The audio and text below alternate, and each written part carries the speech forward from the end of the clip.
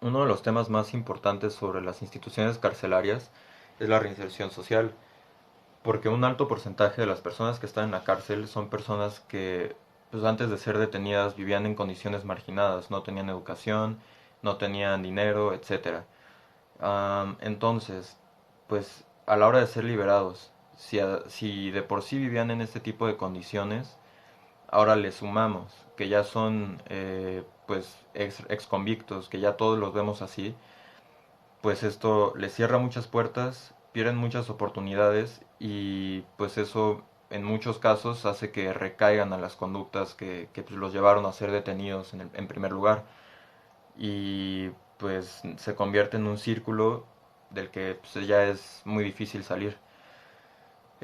No sé si en México existan, pero si no existen, creo que es importante que se creen organizaciones gubernamentales para darles cierto seguimiento a estas personas que son recién liberadas de la cárcel, mm, y darles herramientas para que puedan seguir adelante, para que puedan conseguir trabajo y, y pues no se queden como en este limbo de pues estar como entre la calle y la cárcel. Y nosotros como sociedad también creo que es importante que quitemos un poco ese tabú sobre los expresidiarios, porque sí, o sea, estuvieron detenidos y cumplieron su condena. Y si no les damos nosotros como sociedad esa oportunidad de poder salir de ese ámbito pues peligroso y negativo, em, pues la verdad es que es muy difícil para ellos que se readapten a la sociedad. Entonces, pues creo que tenemos que hacer un trabajo conjunto eh, como sociedad, a nivel gubernamental y todo, para darle una oportunidad a todas esas personas que están saliendo de la cárcel y que se puedan reintegrar a nuestra sociedad.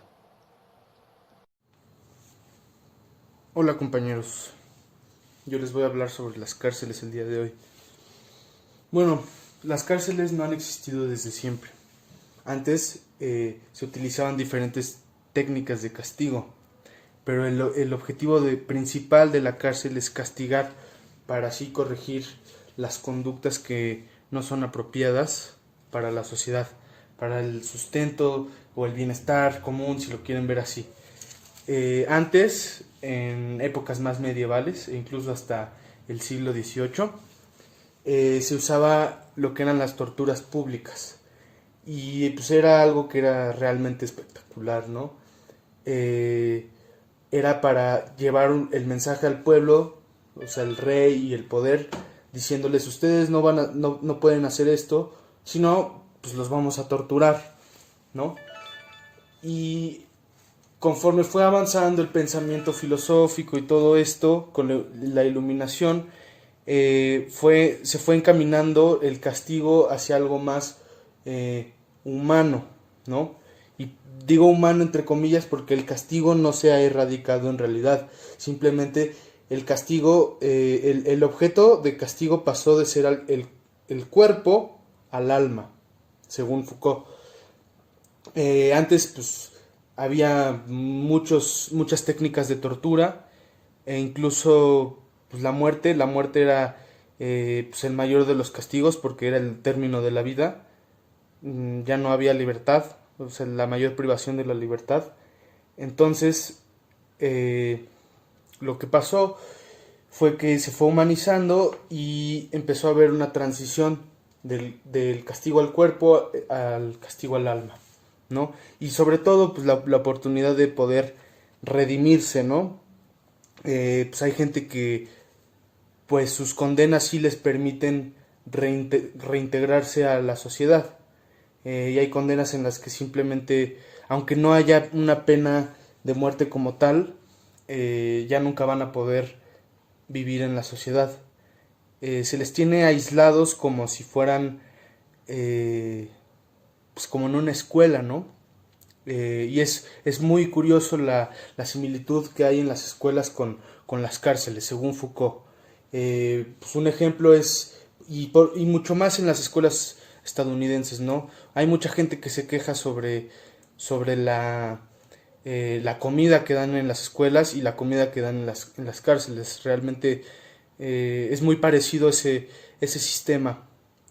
Al final, lo que busca una sociedad es que tengan miembros productivos que sustenten a la sociedad misma.